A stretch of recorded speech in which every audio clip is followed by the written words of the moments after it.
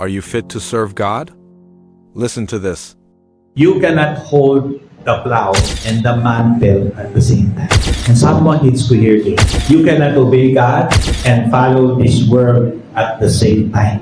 You cannot hold the plow and wear the mantle at the same time. At ito rin sinabi ng Lord, you cannot serve both God and Mammon. Isa lang talaga. So sinabi ni Luke chapter 9 verse 60.